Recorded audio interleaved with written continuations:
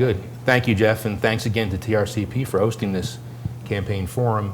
So many facets of conservation and of hunting and fishing have been issues in this campaign, so this forum should be quite informative. Thank you, Congressman, for joining us. Some background: Congressman Mike Thompson represents California's 5th Congressional District, which many people otherwise refer to as the wine country, which leads me to my first question. Cabernet. W-I-N-E. Okay. Cabernet or Merlot? That's my first question. I like it all. Okay. And I like every winery, so Great. not picking any favorites today. Congressman Thompson is an avid outdoorsman. He's a hunter and a gun owner. He's going to be buying some kayaks very soon. And he was awarded the Sierra Club's Edgar Wayburn Award for passing legislation that permanently protects 273,000 acres of wilderness in Northern California. Wow, that's great. I also would like to point out that Congressman Thompson was the first Vietnam veteran elected to the California State Senate. He served in combat with the U.S. Army. He was wounded and received a Purple Heart. Let's please give Congressman Thompson a hand for his service.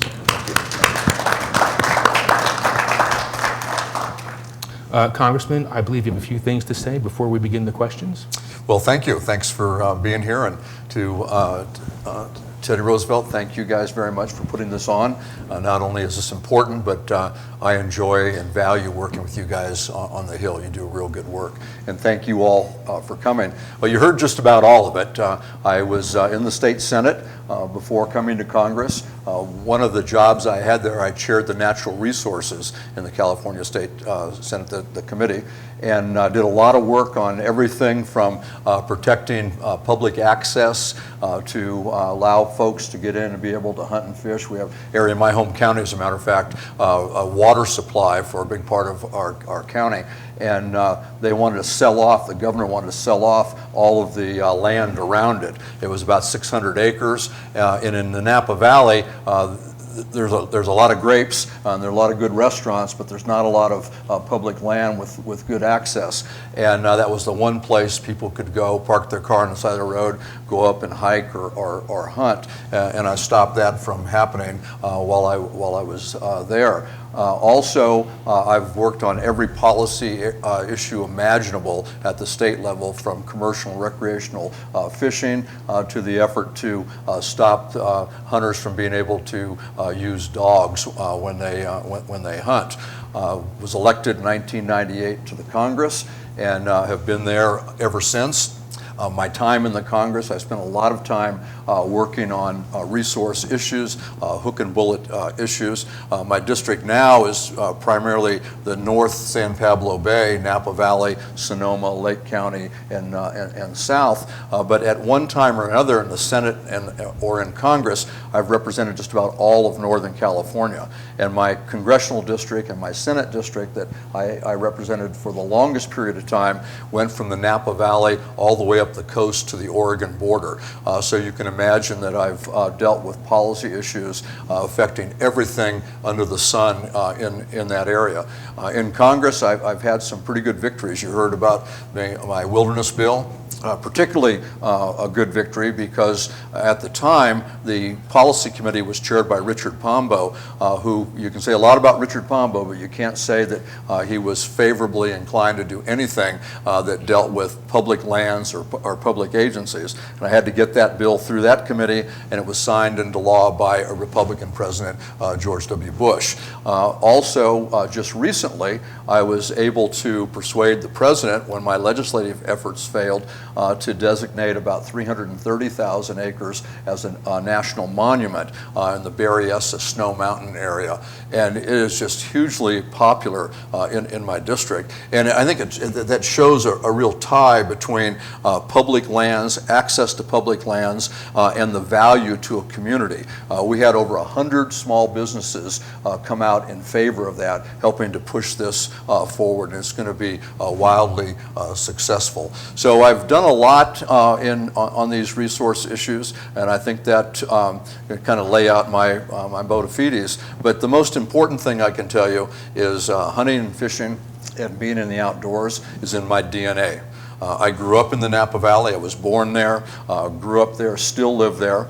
And when I was a kid growing up, There weren't all the grapevines that there are now. As a matter of fact, there are more prunes being grown in the Napa Valley than there were grapes. But the thing that I was attracted to is I had access to all kinds of hunting and fishing opportunities. I often tell the story about riding my bike from my hometown, downtown St. Helena, with my Model 12 and a leather scabbard attached to my front forks and my handlebars. And I'd go down to the Napa River and I'd jump shoot ducks all the way down to the next town. And then I'd walk out to the highway and put my shotgun in the corner at the Juni's grocery store, get a soda and call my mom. She'd drive down, pick me up, we'd go back and get my bicycle, and I'd go home and pluck ducks. I thought I grew up in a fairly middle-class family, in a fairly middle-class neighborhood. It wasn't until later I realized it was on the poor side of that middle class, and we didn't have a lot. We're just a regular family in a small farm in town. And if it weren't for my ability to access these great areas in the outdoors, I never would have been able to experience what I did. And I recognize how important that is. If there's no kids hunting and fishing, it won't be long before there's no hunting and fishing.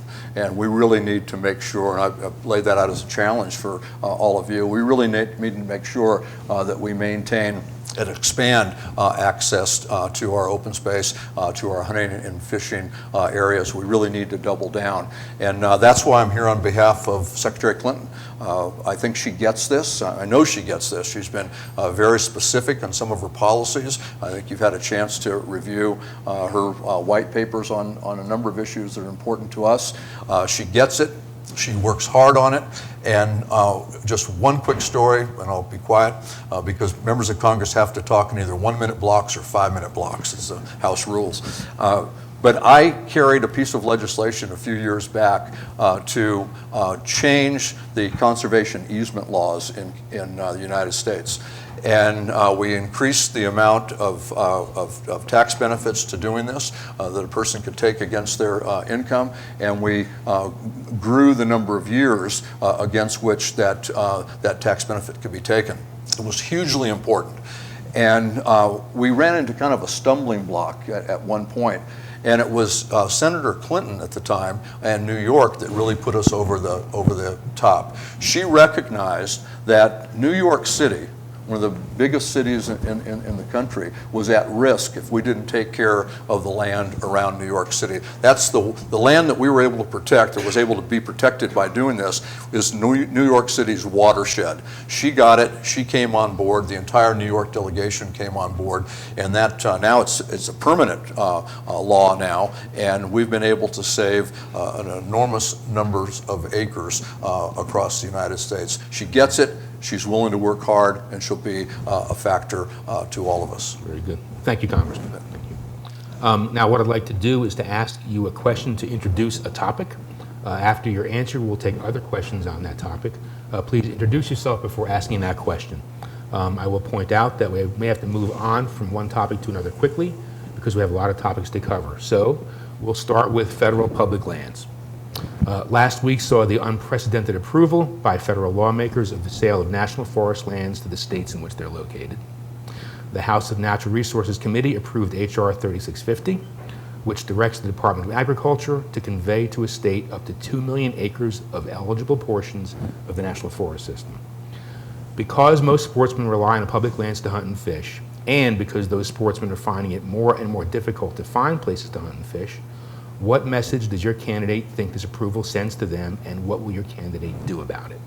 Well, my candidate is opposed to that. She doesn't believe we should be selling public land. She's been very straightforward about that. And as I said, she gets it. She understands. Not only is it important for people who hunt and fish and hike and recreate in the outdoors to have those public lands to do that, but it's important to everything else that we care about. It's important to clean air and clean water. It's important to our economy.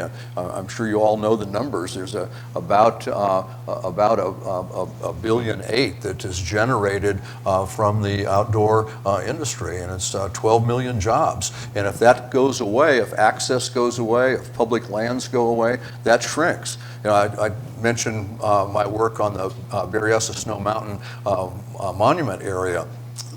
businesses get it. That's why we had such tremendous support from the businesses in the area. The little town of Winters, California, it's barely a wide spot in the road. They took the lead on this because they knew that people coming from urban areas all over Northern California were going to drive through Winters, California. They knew they'd stop for gas, they'd stop for ice, they'd stop for groceries, they'd stop at the restaurant. This is hugely important. And not only does my candidate get that, and not only is she opposed to selling our public lands, but she's made a commitment to increase double down on access to public land that is currently not accessible at this time. And you all know where those places are. And she wants to open that up. She wants to increase it by, I believe her white paper says 50%. And she's going to make a real effort to do that. Very good. Thank you. Thank you. Any questions from the audience on this topic on federal public lands? Yes. David Hart with Peterson's Hunting Magazine. Can you provide some specifics on how she plans to increase access? Yeah, I think what she wants to do is a couple of things. One is increase our partnerships with private property owners. And this works, we know it works. I know it works, and Dan, you probably were around when I did this, when I was in the state senate in California. We had the Aleutian goose was on the threatened list. And one of their areas where they needed to migrate and eat and hang out on their migration route was up in Del Norte, California, the furthest northwest county in California. And they were putting businesses out of business. They were eating farmers out of house and home. And I worked with our state folks and worked with the federal administration to negotiate a partnership between state parks, which owned a big chunk of property that the geese were flying over to land and eat the farmers' food, and to be able to create this partnership where the farmers were able to graze on the private land, so they weren't losing everything to the Aleutian geese. It was a great partnership. As a matter of fact, they came off the threatened list.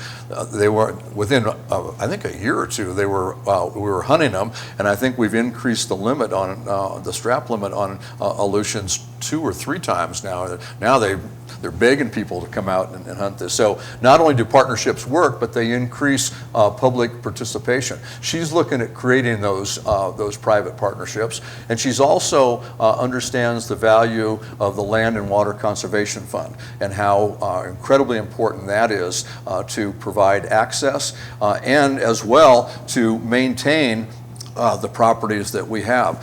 She stated that she wants to double the amount of money that goes into the Land and Water Conservation Fund. Right now, the maximum amount is $900 million.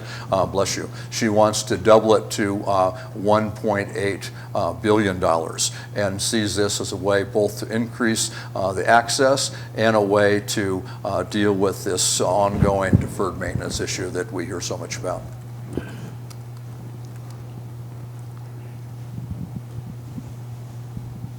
Jody Stemler, I'm here representing Outdoor Life Magazine. The LWCF funding, can you tell a little bit more about what she intends to do with that increase? Is it all for land acquisition, or are there additional changes she wants to make to that? Now, as I said, what she wants to do is primarily 2 areas of concern. One is the access, and the other is the maintenance, the deferred maintenance. A lot of, we hear this all the time on the floor, and I've fought that. I've led the Land and Water Conservation Fund letter on the House side, I believe, every year that I've been in Congress. And I generate the letter, take it around, get my colleagues to sign it. And we hear the same argument every year.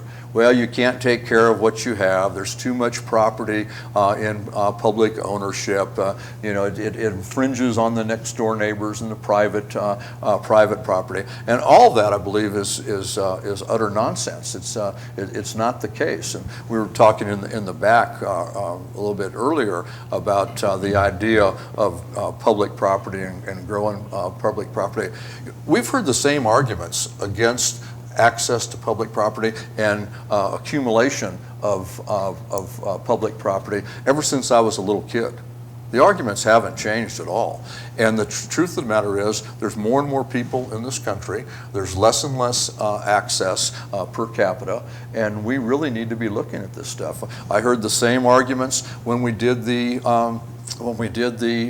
Berryessa Snow Mountain Monument. Folks said, well, there's too much, who's going to go there? Nobody wants to visit that area.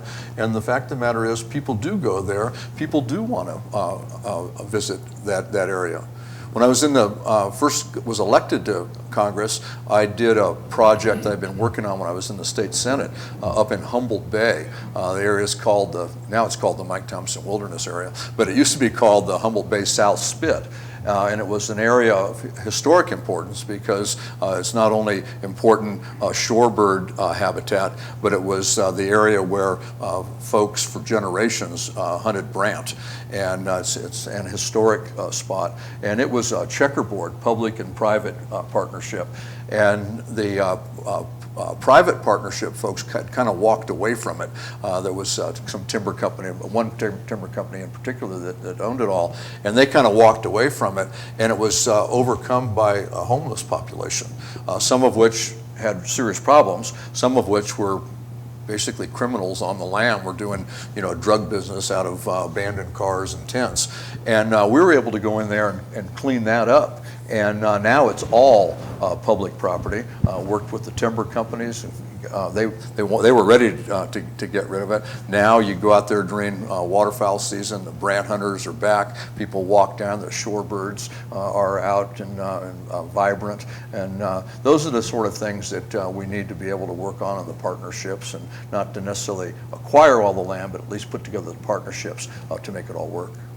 You had brought up the LWCF, and I'd like to point out something here. That was my next question. It's set at half the maximum right now. It's $450 million, and that in large, with the TRCP to thank for getting it that high. It's an increase of $150 million over last year. But this is an uphill battle with LWCF because reauthorization was blocked last September, and now there's a move to have those funds go to other things, such as building of recreational facilities in cities. That's important too, but how do you convince your opponents that what you want to do with this money, what it's originally intended for, is the right thing to do? Well, not only is that all true, and sad that we are not up to the whole 900 that we should be, but the sadder number is there's $20 billion in the fund. And the truth of the matter is that $20 billion should be spent to open these areas up and make the improvements that it's intended to make. So, and you just have to keep fighting. It's not a, believe me when I tell you this, in Congress, you don't make a floor speech and turn people's minds around. You guys have a huge responsibility in that regard.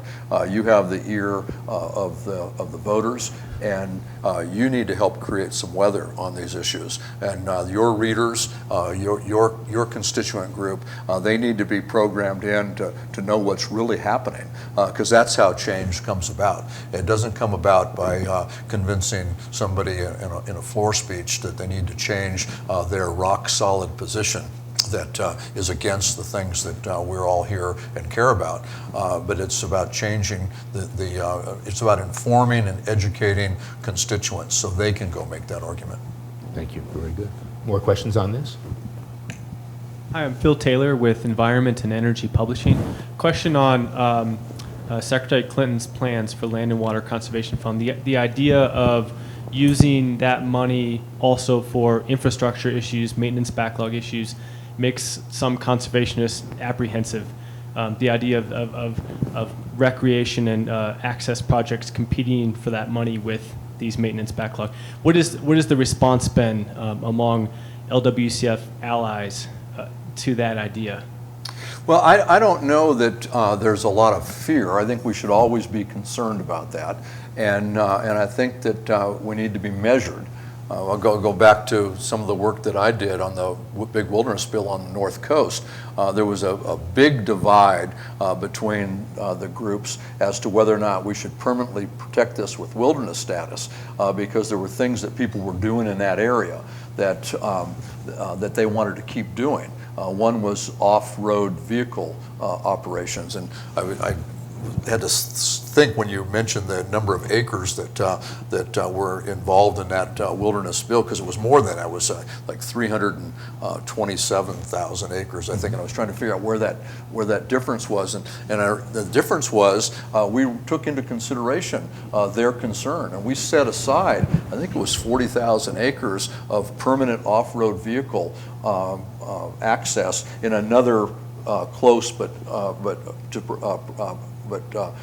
close to the area, but separate, so they could have that area. We also left open the roads that were currently in the area that weren't causing any problems. We did a complete inventory and found out which roads would be acceptable to leave open, and we cherry stemmed those out of the legislation so folks would be able to have that access. And I think that's important to do that, to recognize that some of that infrastructure is important, some investment has to go into those, and we need to be reasonable, and we need to be responsible in how we do it. Anybody else have any questions on this topic? Jody? Josh Zaffos with High Country News. Thanks for being here today. As you said, Secretary Clinton is pretty clearly on the record opposing public land transfers, but there's been a lot of discussion, I would say, on both the conservation side and on the rural community or industry side about getting more local input into public lands planning.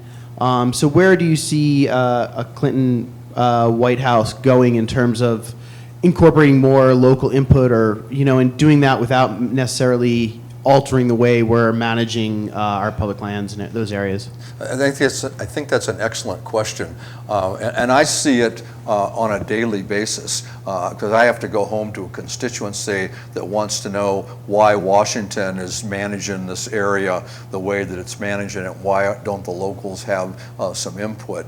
And she's been pretty clear on the idea that locals would have input. It doesn't mean that locals are going to get their way 100% of the time, because locals aren't right 100% of the time. But I think their positions, their thoughts, their on-the-ground knowledge is incredibly important as to how we manage all of our public lands. So they need to be part of the equation. And I think folks in the Interior Department now will tell you that I'm pretty big on that, and I bring my local concerns to their attention probably more often than some would like. But it's an important part of the process. And I want to just draw a real distinct and clear difference. There is a difference between Secretary Clinton and her opponent in regard to access and selling of public lands. And I know it's one thing to say that you're opposed to selling public lands, but you need to say it all the time. And I know that there's been comments made by Secretary Clinton's opponent that he opposes selling public land, but he's also made statements, and most recently I think in the Reno Gazette Journal, that he's open to selling public lands, federally owned lands, and in specific reference to the state of Nevada and how there's too much land in public ownership, and they need to work with local governments, state government, and others to sell off some of that land. And I think that's a dangerous position to take. Back on funding, beyond LWCF, and that's offshore, federal offshore, there are some proposals to expand additional funding sources to onshore, to mineral development, particularly for State Fish and Wildlife Agency funding. Can you talk a little bit about Senator or Secretary Clinton's involvement or engagement or interest in that kind of a proposal? Well, I can point out one specific issue that I think speaks to that and is near and dear to my heart. And it also speaks to her position on energy policy, which we all should be very concerned about. She's very interested in renewable energy, and she's interested in making the investments necessary and the commitment necessary to ensure that we grow our renewable energy sector. And one area that she's talked about is in regard to, specifically in my concern, is geothermal. And I've got a big geothermal industry in my district, and I'm not alone. There are a number of them. And there's a provision in existing law that states that a certain percentage of the royalties from the geothermal reverts back to the local jurisdiction. Because anytime you do anything such as geothermal, there's a cost associated to the local jurisdiction. In my area, it's Lake County, California, up-and-coming county, but not a wealthy county. And every time the equipment drives down the road, it takes a hit on the road. Every time there's a problem, a public safety problem, police or fire, it takes a hit on local coffers. And that's what they use that local share of the royalty for. And every year for the last 2 administrations, I've had to go to battle to keep that geothermal royalty in the local treasury. And it's an amount of money that amounts to nothing in regard to dealing with any federal budget problems that we have, but it is an amount of money, and there's been an attempt, too many attempts to try and sweep that into the general fund. Fortunately, we've prevailed. Nevada is a big geothermal area, and it's always nice when you have the Senate leader working with you. But Senator Clinton, Secretary Clinton, has stated that she wants to ensure that any renewable energy efforts on public lands would the monies would revert to state and local coffers. And that's real important, because if they don't have that money to be able to maintain roads and to deal with first responders, they're going to have to use some other money to do that. And the likelihood is that it comes out of other accounts that we care deeply about. Very good. All right, thank you. Follow up on that. With renewable energy, currently a lot of wind and solar, if I'm not mistaken, does not have a royalty process. There is no income coming in. We're just opening these areas. And they're having some detrimental habitat fragmentation, mortality impacts on birds and bats. Local's great, but is there any plan to, A, get a fund, and B, not just local, but expand it to more State Fish and Wildlife Agency or federal conservation programs? She has specifically stated that she wanted to attach a dollar amount to that. And again, it would go to mitigate those problems, both at state, federal, and local level, and tribal level as well. It's time to move on to a new topic, clean water. 32 states are now suing the federal government to overturn the Clean Water Rule. The Supreme Court recently ruled that assertion of Clean Water Act jurisdiction is subject to judicial review. This means that wetlands and small creeks are still vulnerable to development and pollution more than 40 years after the Clean Water Act was passed. What does your candidate say to sportsmen who feel that fighting for cleaner water and the preservation of wetlands is a bigger priority than ever because they're disappearing, but it still appears to be a battle that we can't win? Well, again, it's a battle we're always going to fight, and we can't let up. We've been successful so far. My Republican colleagues are bound and determined to overturn our success, and that shouldn't be allowed to happen. And again, we all have a responsibility to explain this and make sure everybody knows why it's important and that it is a major fight. Secretary Clinton is for the Clean Water Act. She's stated that. She's going to do everything she can to make sure that it's not overturned. She will have the power of the veto pen, which is incredibly important. And you all know this. It's water is the lifeblood of our country. And Mark Twain had it right. What did he say? Napa Valley Cabernet is for drinking and water's for fighting over, or something like that. and it's as true today as it's ever been. We're not gonna win or lose the battle and move on. Dan Ash and I spent the morning in the back talking about major water issues in California. It's something that is near and dear to me, something I've been working on forever. But for those of you who cover waterfowl or waterfowlers, you know the importance of the Pacific Flyway in the scheme of things. And the Pacific Flyway, if it weren't for the water that we have now and we're able to manage and use for agricultural purposes in California, would be gone. We've lost, depending on who you talk to, 93 to 97% of our historic wetlands in California. And the only thing that's providing food, both on the southern and the northern migration for migrating waterfowl and birds, are the folks who are growing rice or the folks who've converted and created habitat for hunting purposes. And water is the lifeblood. So folks want to take it out of Northern California and ship it down to the Central Valley to water more permanent agricultural crops. And it's devastating. It's absolutely devastating, not only to waterfowl, but to communities. We've got towns and cities that draw their water from the delta. Saltwater intrusion is a real thing. If saltwater intrusion happens, not only does it damage the environment and damage species, but it also damages the human species as well. That's why I think it's so important to focus on science in these discussions.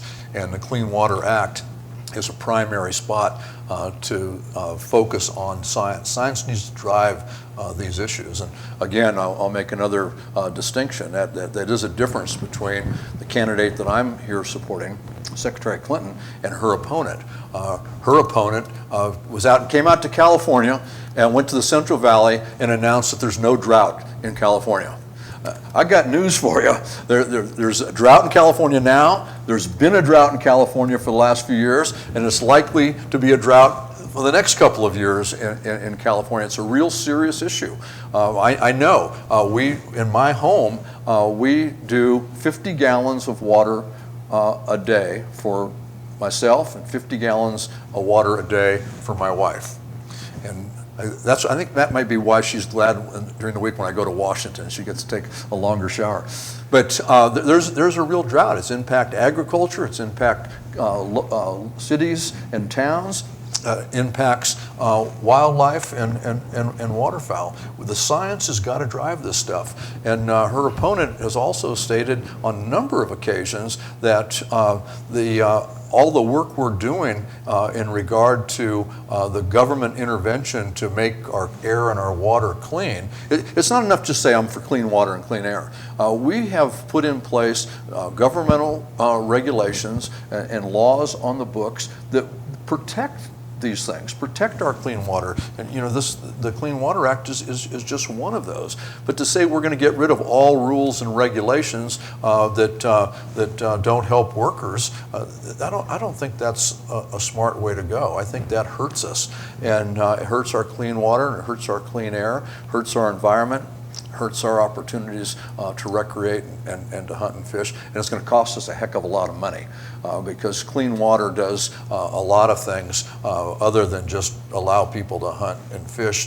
There's erosion control issues that are important to this. There's estuary issues that are important to this, and it just runs the gamut of habitat and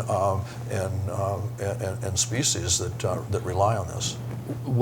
All good, but what do you tell to landowners, and there are many of them who have very small water sources on their property, who feel that the clean water rule is an intrusion or a violation of their private property rights. Well, I think what the Secretary Clinton would tell them is, we're going to work with you. We're going to fund programs through the Interior Department and through the U.S. Department of Agriculture to provide technical assistance, to provide grants to be able to figure out how to mitigate these problems, to protect you as a small rancher or farmer, and also protect our environment and our heritage.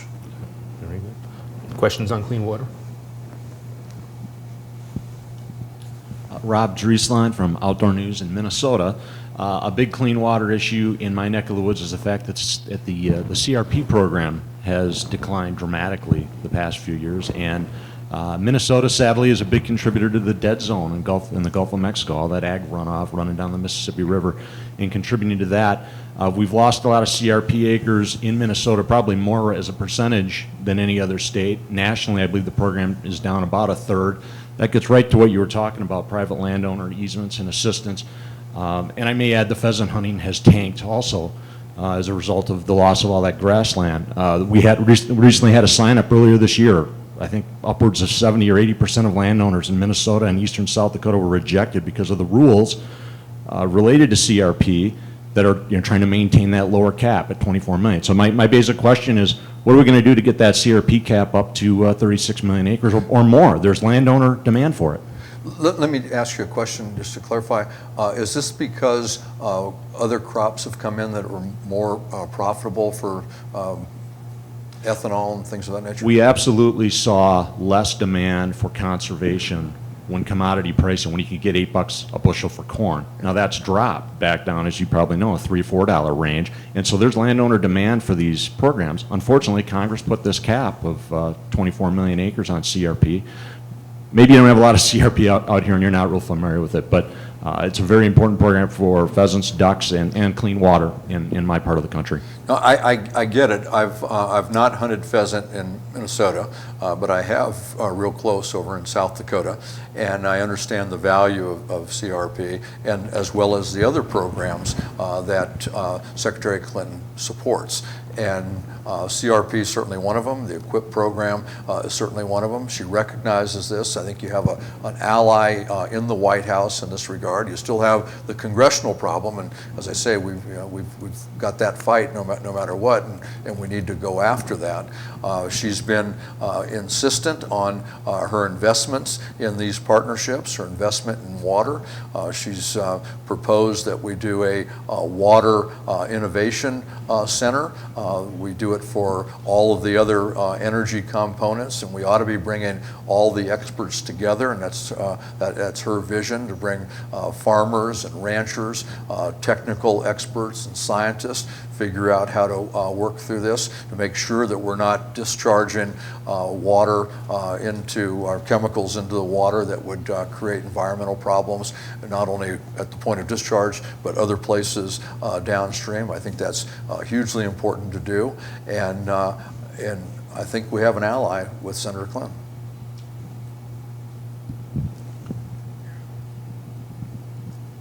Thanks for being here this morning. Again, to the private landowner concern, a lot of people are aware of the benefits of what you spoke about earlier, the easements to land, conservation, the tax benefits. And here in Colorado, they're trying to implement some of those to landowners who are willing or able to donate water back into in-stream flows and the tax benefits of that. I'm wondering has California been doing anything along those lines? It's just an area where, whether it's a generational change or what, there's a lot of sons, grandsons of farmers maybe that they aren't interested in doing the same amount of farming, or they don't need that amount of water.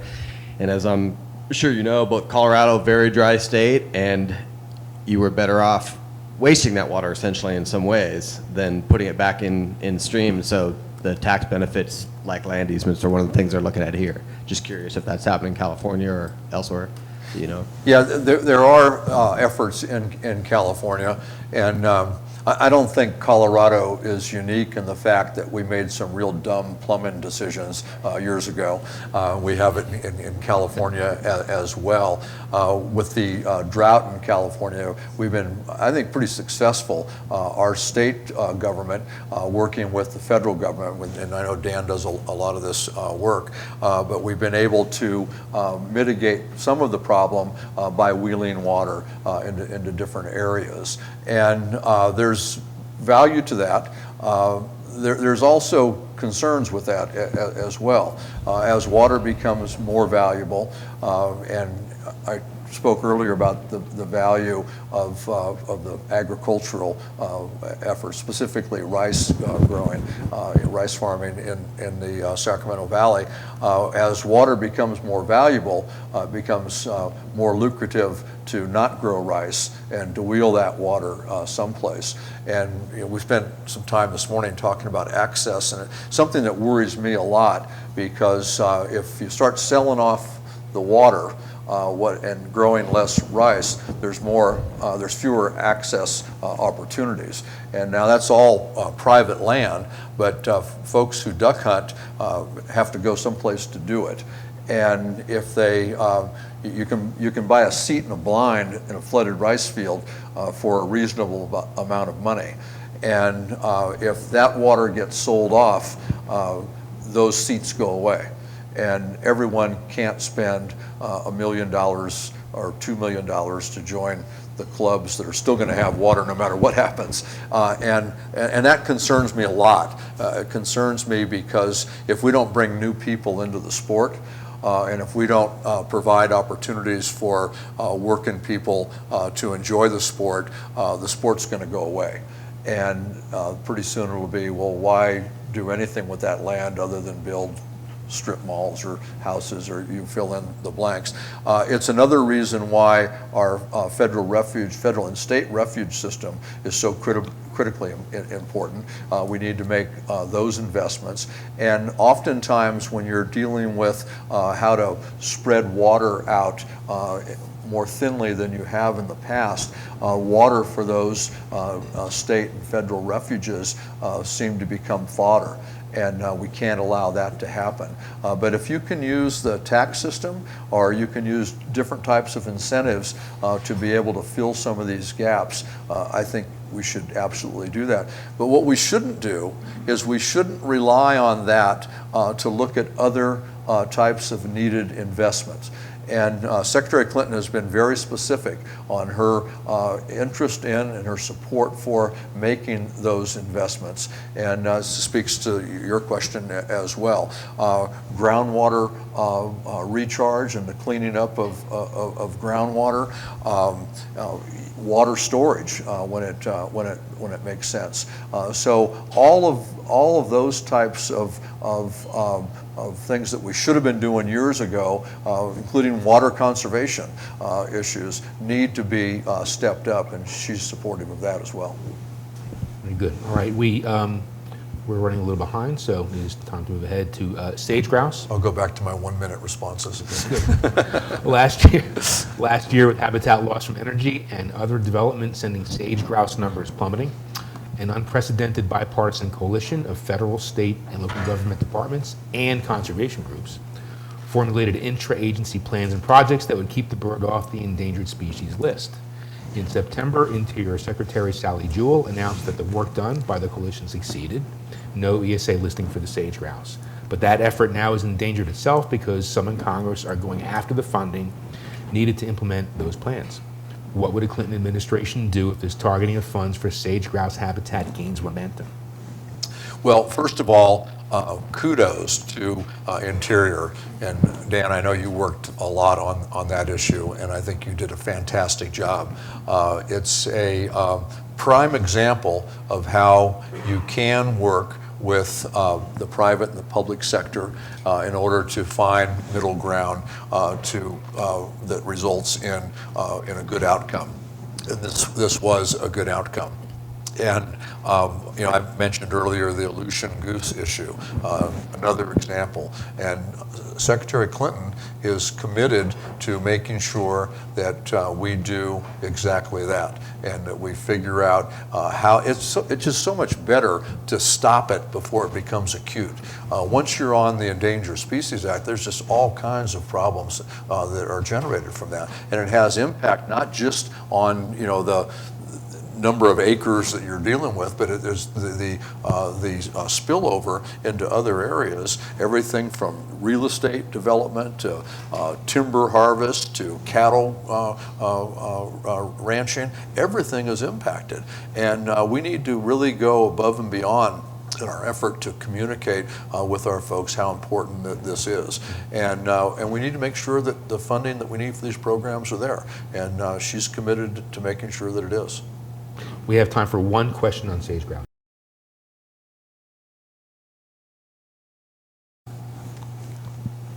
Part of the effort that went into keeping sage grouse off of the ESA has been driven by a lot of market-based programs and conservation financing, or these habitat exchanges in Nevada and even in Colorado here. So how strong a tool in the toolbox or how big of a tool in the toolbox might that be under President Clinton? I think big. We need to use all of those tools. We need to have as many of them as we can at our access. And I think she's committed to the resource issues that we all care about. And I don't think she would have sent me today if she weren't. And she knows that these work. She has the experience in government. She's as not only as Secretary of State, but as a U.S. Senator. And I shared with you the story on the conservation easement program. She got it right away. And it not only helps to keep all these lands open and in perpetuity, but it also helps the surrounding areas. And as I mentioned, you push one place, it's going to bulge someplace else. If it's sage grouse, if it's salmon and steelhead, whatever it might be, she recognizes that, and she knows that we have to have our federal agencies not only engaged in this issue, but equipped to be engaged. Speaking of fish, the decrease of fish stock availability to saltwater recreational fishermen is becoming a big issue. Many saltwater sport fishermen feel that the current federal management practices, which are designed to maximize the fish populations, leave them shortchanged with very short seasons and limits. Red snapper is a great example. The recreational red snapper season in the Gulf of Mexico is 9 days this year with a 2-fish limit per day, 18 fish in a whole year. Studies have shown that the economic and social value of the red snapper is much higher as a recreational fish than as a commercial fish. And yet these practices are reducing that value, all while experts say that red snapper stocks appear to be at an all-time high. These same experts point out that the methods used to gather data on all saltwater recreational fish harvests are flawed. So what would your candidate do for recreational fishermen who feel that federal management practices are effectively making them stop fishing? I don't think she has a white paper on recreational fishing, but I can tell you that she understands the value of having all the information when we deal with these issues. One of the things that she does have a white paper on, that she's talked about extensively, is, and I'll go back to the $1.7 billion to our economy and the 12 million jobs to our economy. She has said that she doesn't believe that we have the government measurement ability in place to evaluate this, to be able to put everything into the mix when we're dealing with these issues. And one of the things that she's calling for is a collection of those data to make sure that we fully assess the contribution and the impact of everything, including recreational fishing. It's a tough one, and as we talked earlier, I I've been in those fights, having represented the north coast of California, both recreational fishers and commercial fishers. And I've been involved in a lot of those discussions in regard to everything from salmon and crab, and crab most recently because of the problems that we had out on the west coast. But I think we can mitigate those. I don't see those being unsolvable problems. And I've carried legislation that was successful to buy back sport fishing. Commercial fishing licenses, so we can get that balance between commercial fishing operations as well as recreational fishing operations. Both are hugely important to not only our local economy, our state and federal economy, but also our communities, our peace of mind, and our heritage. It's also a lifestyle for many people, Exactly what I'm talking about. That lifestyle is being taken away. While we're at that, let me just point out one of the reasons it's so difficult to fight some of the issues that come down the pipe in regard to water allocation or fishing issues is just that lifestyle. People who get up in the morning and go out to sea on a boat and spend days out there catching fish, they're not the people that like to go to Congress or state legislatures to lobby people. You know, they like being out in the boat. They like being out in the wilderness, and those folks need a voice, and it's important to have people in these positions that recognize that. Questions on salt water? Not on saltwater, it was more on the voice. Your statements, you've got a proven record on this.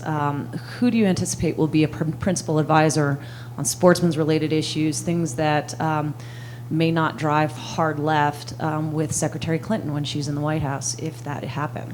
Well, I think Secretary Clinton has been very open to meeting with experts on these issues. I don't think she was able to develop these white papers sequestered with some staff people who've never been off of Capitol Hill.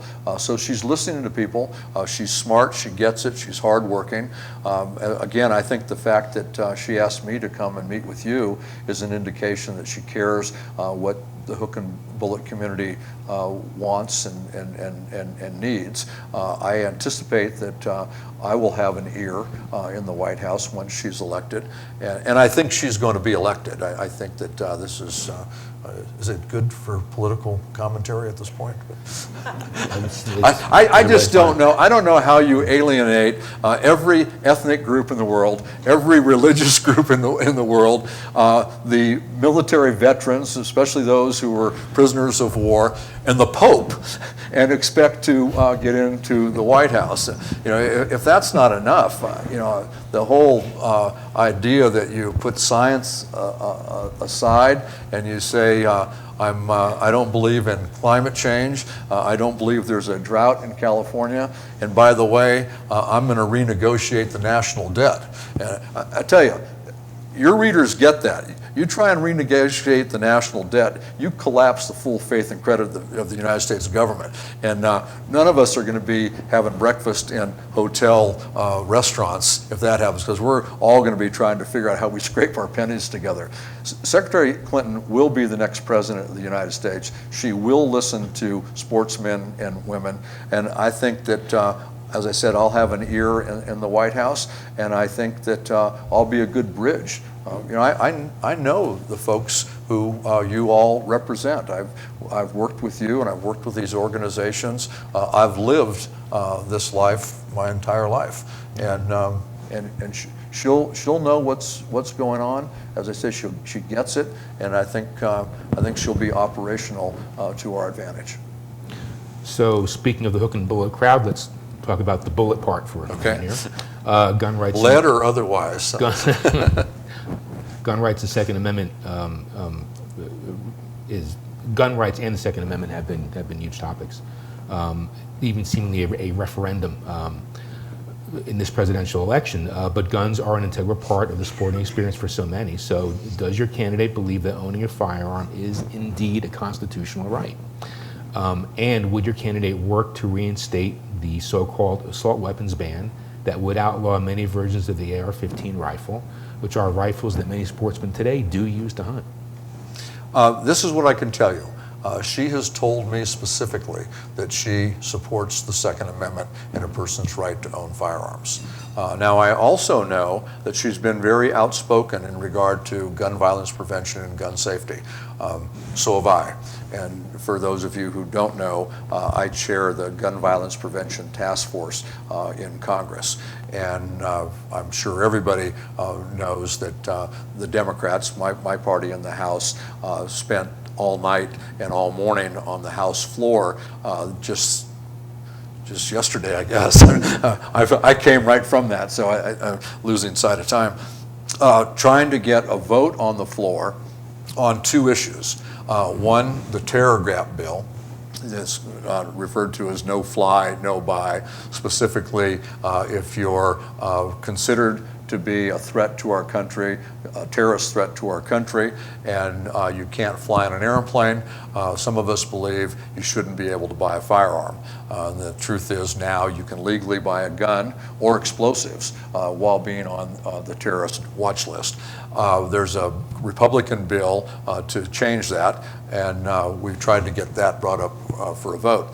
And the other bill is a bill that I am the author of, along with a group of Republicans and a bigger group of Democrats, that would require you to pass a background check before you are able to buy a firearm through a commercial sale. So if you go to a gun show or go online or a newspaper ad and you're buying a gun from a complete stranger, you should have to get a background check to do that. So it raises the current floor where you only have to get a background check if you buy a gun from a licensed dealer. We wanted that bill brought up for a vote as well. I know she supports both of those. She's gone further than I have gone. She has called for an assault weapon ban, the guns that you were talking about. I can tell you this, I don't own an assault weapon. I've never hunted with an assault weapon, but I carried one for a tour of duty in Vietnam. So I'm as intimately aware of the capabilities as anybody in this room or anywhere else. But I also know there's over 10 million of them in civilian hands in the United States of America. You're not getting that toothpaste back in the tube. And personally, I don't think the juice is worth the squeeze. I would rather just say, if you pass a background check, you can buy your gun, and notwithstanding the type of gun. This is going to be an ongoing debate for a long time. It's been elevated because of the terrorist threat in this country. We know that terrorists have put out the word, and I say this, I was just coming off the House Intelligence Committee. I did my 8-year term there. And we know that terrorist organizations have specifically put the word out to folks in Western countries that they should do the proverbial lone wolf type of attacks. They've been as specific as saying guns are easy to get in the United States. What are you waiting for? And we ought to take this into consideration, especially if you look at what happened in Mumbai, in Paris, and San Bernardino. So the gun issue is going to be with us for a long time. My biggest concern, not public safety is my biggest concern, but from a political perspective, my biggest concern is as a responsible gun owner, and I'm assuming I'm not the only one in the room, I think we have a responsibility to address this. And if we try and polarize the country on this issue, we're going to lose in the end. There are far more people in the United States of America who aren't gun owners than there are who are gun owners. Although the number of gun sales may continue to go up, fewer and fewer people are buying them. And more people in our country are concerned that we're not taking the steps to address the issue of gun violence prevention. And when that happens, when we're obstructed from doing something, something fills the void. And you can see this, the prime example, in what's happening in California. The lieutenant governor using our direct democracy in California, has gone to the initiative process, and he has an initiative that regulates the sale of ammunition. And what it would require is not only face-to-face ammunition sales in California, but it would require a background check in order to buy ammunition. So anybody buying ammunition would have to buy basically a license to be able to buy those. Anyone selling ammunition would have to buy a license to sell that ammunition, and you'd have to go in the store face-to-face and buy it. So it increases the cost on both ends, from the buyer and the seller, which makes our ammunition more expensive. There's a provision in there as to who can buy ammunition. Kids can't, and if kids want to hunt or kids want to target shoot, the only person that can supply them with ammunition is their immediate family, moms and dads. So if you're a kid in a no hunting, no shooting household, and Uncle Bob's going to take you, or maybe Uncle Mike's going to take you shooting, Uncle Mike can't buy the shells. You've got to go to your parents, get them to buy the license, get them to go down and buy. It's going to have a chilling effect on a sport that I think is incredibly important. Because here's the deal. No kids coming into the sport, no hunting, no habitat. That's what keeps this all going, is new people coming in, an understanding. That's why the middle class guy who buys the seat in the duck club is so important to our heritage, that we think is so important. We need to have sensible gun laws, and if we don't, it's going to hurt us in the end. Right. One question. I want to follow up to something that Donald Trump Jr. said yesterday. He sort of delivered a not-so-subtle attack on Hillary Clinton's duck hunting skills. And so there's... Well, I don't think she has any hunting. She's not a hunter. Right. Which I think we should all take comfort in. When's the last time a presidential candidate said, hey, I don't hunt? Most of them go out and buy a yellow coat or orange coat and hold a shotgun or something. She's been very honest about it. She says, I'm not a hunter, but she supports hunting. She supports an individual's right to own firearms. Yeah, I just want to follow up on that. Should it or will it matter to the sportsman's community that she's not considered, one of their own? No, I don't. I think I thought it was rather refreshing the way she's handled this. She said, "I'm not a hunter. I don't hunt. I don't shoot, but I support it." And I think we should all take comfort in that. She's not trying to be somebody that she's not. And believe me, I remember asking a presidential candidate who told me that he was a hunter once. I said, well, what do you hunt? He said, oh, stuff. And I said, well, what kind of guns do you have? I have a shotgun. And she's just straightforward and honest, and I think we should all be happy with that. And again, she didn't send somebody here to meet with you who doesn't hunt. I am a hunter. I've hunted all over the country. I'm on the phone on the way to the airport yesterday, talking to my buddy about our annual second weekend in August blacktail hunt out in my old district. I'm a gun owner. My wife will tell you I have way too many guns, most of which I've purchased with a background check. It's not a deterrent. I bought a gun week before last, from a very close family friend. And in California, you have to have a background check now for even buying guns from your very close family friends. It was real simple. We took it down to another friend of mine who has a license to sell firearms. She gave it to him. I took 2 minutes to fill out the paperwork. And as soon as I get a minute, I'm going to go back and pick it up. He called me. I passed. The 10-day waiting period that California imposes has expired, and I can go pick up my new gun. So it works. We can get through all this stuff. I just think we have to be reasonable about it, not be polarized. And if we are, I think it's going to hurt us in the end. So you own several guns. I do own several guns. So are you on the short list for VP, or what? No, I'm on nobody's short list for anything good. We have 10 minutes, 5 minutes, sorry. Climate change. Does Secretary Clinton consider climate change a threat to fish and wildlife? And if so, what would a Clinton administration do to combat it? Yes, she does. As I said, she's driven by facts, she's driven by science. She knows that climate change is an issue, and it's an issue that is of concern to us. And we all know there's nobody in this room who believes that because the weather's getting warmer in Maine and they don't, and the ticks aren't dying, that it's a good thing that the moose are. Nobody believes that. There's nobody in this room who believes that it's not getting cold enough to kill beetles in timberland and trees are dying. Nobody believes that's good. It hurts us a great deal. She also, not only from an environmental perspective, understands how important this is. She was a Secretary of State. One of the most successful secretaries of state that we've had in my lifetime.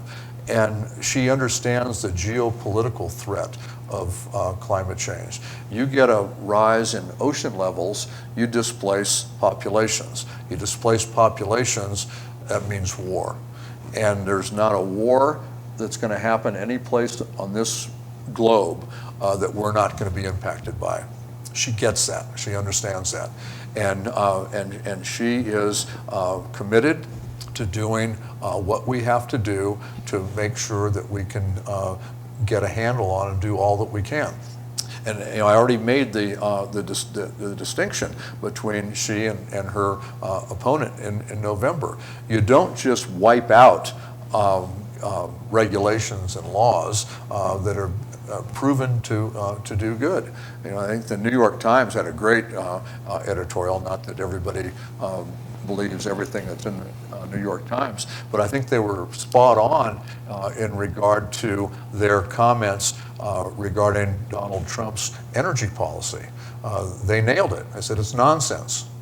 It's absolutely nonsense. You need to have everything on the table. You need to have renewable energy. You can't just go in and wipe out all the regulations that are keeping our water and our air clean and protecting property, federal property and habitat. She knows that. And she's going to make those investments in renewable energy that will help. She's been very out front on the renewable energy front, and the investment in infrastructure that's going to help us with our water issues and other resource-based issues that are so important. Thank you. Any questions on climate change? Then that leaves... Anybody doesn't believe it? To follow up, as you were speaking to some of the energy options here, where do you see a Clinton administration going in terms of how we're managing energy on public lands right now? There's obviously a moratorium on coal on public lands. Some groups would like to see something similar maybe with oil and gas. I think we also asked Mr. Trump Jr. yesterday about the BLM fracking rule that was shot down this week. So how strong a position is it that we manage some of the fossil fuels that Secretary Clinton, I guess, has been involved with helping to promote in other places in the U.S. and then abroad? Well, I think she's going to be very good on all of those issues. And, she took a pretty risky public position in regard to energy in the United States, and it got her into some political trouble in coal country. But she hasn't backed away from it. She understands there's better ways to generate the energy resources that we need, and we need to be looking to invest in those areas. Jody asked me about the renewable energies on public land. She's been very straightforward on that. She thinks that we need to assess a revenue tool on the renewables that aren't now assessed. And again, that's money that goes back into the community. That's money that helps offset any economical or job loss issue in areas where that's going to come about. The more we can do to generate renewable energy, the better it is, and the more we can offset energy sources that are going to be more deleterious to all the things that brought us to this room here this morning. you have time for a 1-minute statement on why sportsmen should vote for Hillary Clinton. Well, I think the questions that you asked and the responses that I gave you answer that. I think that she's been straightforward. She doesn't hunt, but she recognizes the right of folks to do that. She recognizes the right of folks to be able to purchase and own and bear firearms. I think that she is 100% on the sportsman side when it comes to increasing investments in our outdoor industry. She's talking about doing not only collecting the data that shows where we are, but also making investments, carving out a provision in the Small Business Administration to provide loans to entrepreneurs in that area. Using my example from Winters and the Berryessa Snow Mountain work, there's a lot of pent-up desire to capitalize on folks like us who use these areas. So she is invested in that. She's completely opposed to selling public property, federal property. She understands the relation between federally owned property, state governments, and individual access to that. She's solidly on record with the Land and Water Conservation Fund and using that to open up access to area, and wants to increase by 50% the inaccessible federally owned property so sportsmen and women can have access to that. She's with us. She's one of us, and she'll be good. She'll listen to us, and we'll all be very, very happy with the result, not only in our small area of concern, but in other areas of concern as well. And I outlined some of the stark differences between she and her opponent. Those are big issues. We've got to figure out how we bring everybody together and how we move forward to resolve the challenges that we face. This is a great country. It's already a great country. And the fact that we have major challenges doesn't diminish that greatness at all. That's not what makes us great as a country is not the number of challenges we have, but how we come together collectively and address those challenges. And I couldn't think of anyone who'd do a better job as President of the United States than Hillary Clinton. Congressman, thank you very much. For your Thank time. you. Good to be with you. Just to a little wrap up here, we have a little something for Secretary Clinton for you. We've been doing a sportsmensaccess.org website, and we've had signatures from 28,000 plus sportsmen around the country opposing the sale or transfer of public lands. So this petition we're going to present to Secretary Clinton from the sportsmen, and you don't have to carry it out with you. We can get that to the campaign. But Great. Mike Thompson, Mike Toth, thank you guys very much. Really appreciate you being here. Thank you. Thanks. Thank you, guys. You want to take a picture of you? Hand it to me. I'll send it to her. Yeah, perfect.